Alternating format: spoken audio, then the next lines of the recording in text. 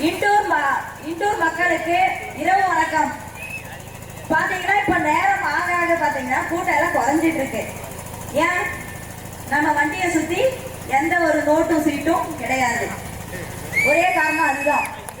அப்படி வண்டியை சுத்தி சில கூட்டங்களும் கட்சிகளும் நோட்டுக்கும் சீட்டுக்கும் பேனா வச்சுட்டு கணக்கு எடுத்து திரும்பிட்டு இருந்தா நம்ம வண்டியை சுத்தி ஆயிரக்கணக்கான மக்கள்கள் வந்து நின்றுட்டு இருப்பாங்க. எதுக்காக?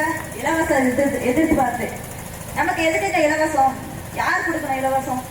இதுக்கு முன்னாடி நம்ம என்னுடைய சகோதரர்கள் எல்லாம் பேசிட்டு இருந்தாங்க. இல்ல திராவிடம் சொல்லிட்டு எல்லாம் பேசிட்டு இருந்தாங்க. எல்லாமே உங்க மனசுல சில தாக்கங்கள் ஏற்படுத்தியிருக்கோம் அப்படின்னு நம்புறேன். திராவிடம்னா என்னங்க?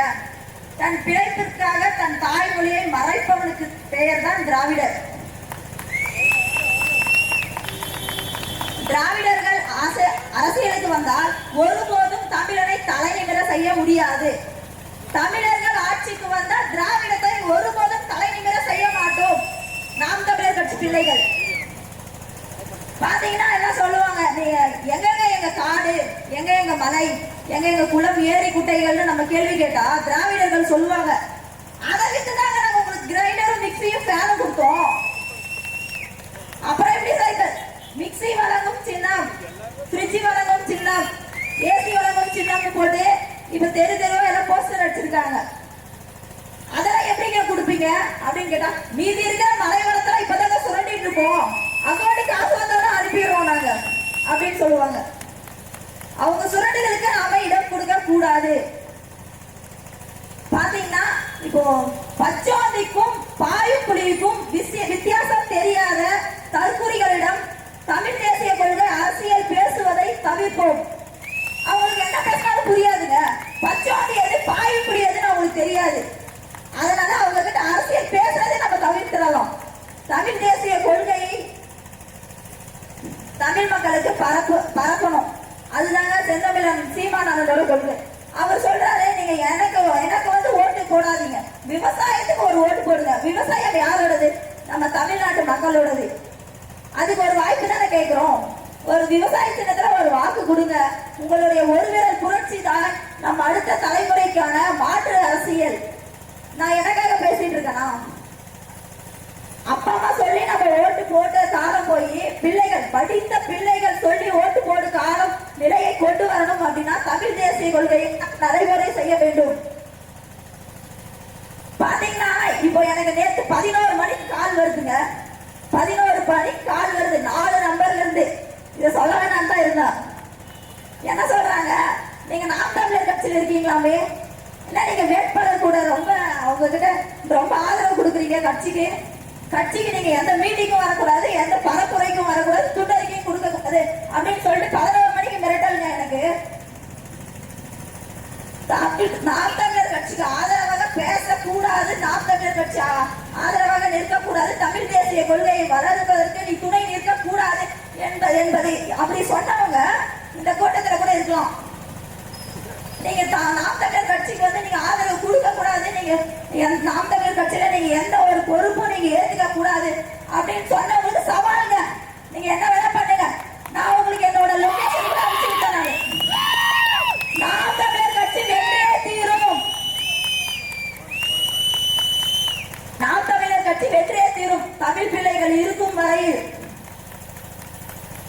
எனக்கு மிரட்டல் விடுத்த அந்த 4 நபர்களுக்கும் நான் சவால் விடுறேன். நாம் தமிழர் கட்சி ஆதரவாக தான் நீ நிற்ப. நாம் தமிழர் எந்த நம்பர்ல இருந்து வேணா கால் பண்ணுங்க. உங்களுக்கு நாங்க லொகேஷன் மட்டும் நான் செட் பண்ணிட்டேன் ஆல்ரெடி. நான் செட் பண்றதுக்கு போவோம். முடிஞ்சா வந்து மோதி பாருங்க. நின்று பாத்தீங்கன்னா விதை வாக்கு, நம்மளுடைய ஒவ்வொரு வாக்கு என்பதும் ஒரு விதை நெல் மாதிரி. அந்த விதை நெல்லை நீங்க வியாபாரிங்க கிட்ட கொடுப்பீங்களா, இல்ல நீங்க வந்து விவசாயத்துக்கிட்ட கொடுப்பீங்களா? வியாபாரி கிட்ட கொடுத்தீங்கன்னா அவங்க வந்து 1000, 2000, 2500 பேரம் பேசி வித்துட்டு போயிடுவாங்க. இதே விவசாயத்துக்கிட்ட கொடுத்தா உங்களுக்கு அதே போல 1000 கணக்கான 1000 பல்லாறு கோழிக்கு கணக்கான நெல்மணியை உங்களுக்கு திரும்ப தருவார்கள்.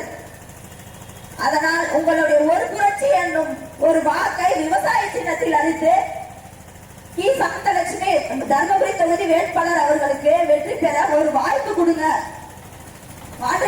வெற்றி பெற வாய்ப்பு தருமாறு கேட்டுக்கொள்கிறேன்.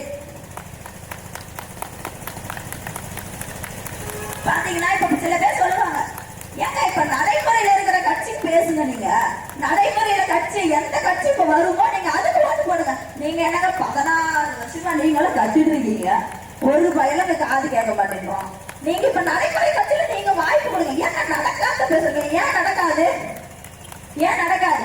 இப்ப என்ன நடைமுறையில இருக்கும்னு நீங்க நினைச்சு நீங்க எங்களுக்கு சொல்றாங்க, எங்களை கேன்வஸ் பண்றாங்க. நாங்க துண்டறிக்கை கொடுத்து தமிழ் தேசியம் பண்ண நாங்க போறோம், அவங்க எங்களை கேன்வஸ் பண்றாங்க. இப்ப நடைமுறையில இருக்கிற கட்சிக்கு நீங்க ஓட்டு போடுங்க அப்படின்னு எங்களை சொல்றாங்க. ஏன் நடக்காது? நடைமுறை இருக்கும் கட்சிக்கு ஓட்டு போடு என்று சொல்லும் அறிவாளிகளே சற்று சிந்தித்து பாருங்கள். ஏன் நடைமுறைக்கு வராது? நாங்கள் என்ன பிரிட்ஜ் தயாரிக்கிறோம், டிவி தயாரிக்கிறோம் சொல்லி தொழில் மையங்களை அமைக்க உங்களுக்கு வாய்ப்பு கேட்கிறோம். அவங்க கிட்ட வந்து விவசாயத்துக்கு ஒரு வாய்ப்பு கேட்கிறாங்க. விவசாயம் தமிழ்நாட்டில் பண்ண முடியாது நம்மளால. விவசாயம் தான் நம்ம அடிப்படை தேவை தானே. விவசாயத்தை பத்தி தானே பேசுறோம். இல்ல நாங்க செல்போன் தொழில் மையம் வைக்கிறோம், நாங்க பிரிச்சு தொழில் மையம் வைக்கிறோம் அப்படின்னு சொல்லிட்டு உங்ககிட்ட தொழில் மையங்கள் வைக்கிறதுக்கான சில பிளான்ஸ் எல்லாம் ஏதாவது கேட்டுட்டு இருக்கோமா? விவசாயத்துக்கும் ஒரு வாய்ப்பு கொடுங்க. நீங்க செஞ்சோம் இல்லைங்க, உங்க தெருவில் இருக்காங்க, உங்க எல்லாம் சரிதான். உங்க பக்கத்து வீட்டுல ஒரு சின்ன பிள்ளைய வந்து பாலியல் துப்புரவு பண்றாங்க. அப்ப பக்கத்து வீட்டுல உங்க தம்பி தானங்க, அப்ப ஏன் உங்க பிள்ளைக்கு பாதுகாப்பு கொடுக்க மாட்டேங்கிறாங்க? அப்ப அவங்க வந்து ஆட்சிக்கு வந்து தமிழ் மக்களுக்கு பாதுகாப்பு கொடுப்பாங்க. ஏன்னா இதை தமிழ்ல எழுதலாமா இந்த கதைய? இதுல இந்த கதையை வந்து தமிழ்ல தான் எழுதணும். எழுதின பேப்பர் அவங்க எழுதின தாள்ல திரும்பவும் ஒரு நல்லாட்சியை எழுத முடியாது. தமிழ் தேசியத்தால் மட்டுமே அந்த ஆட்சியை நடைமுறைக்கு கொண்டு வர முடியும், நல்லாட்சியை. அதனால் விவசாய சின்னத்துக்கு ஒரு வாய்ப்பு கொடுங்க. நம்ம தர்மபுரி தொகுதியில சட்டமன்ற தேர்தலில் டி சாந்தலட்சுமி வேட்பாளர் அக்கா அவங்க நிக்கிறாங்க. அவங்களுக்கு விவசாய சின்னத்துல ஒரு வாய்ப்பு கொடுத்து பெருவாரியான வாக்கு வித்தியாசத்தில் வெற்றி பெற வாய்ப்பு கொடுக்குமாறு இண்டூர் மக்களுக்கு அன்புடன் கேட்டுக்கொள்கிறேன்.